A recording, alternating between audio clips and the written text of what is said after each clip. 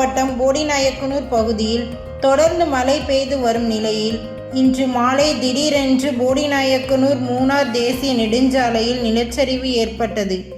இதனால் அப்பகுதியில் செல்லும் போக்குவரத்து துண்டிக்கப்பட்டுள்ளது. இதன் காரணமாக போடி மூணார் செல்லும் சாலை மூடப்பட்டது.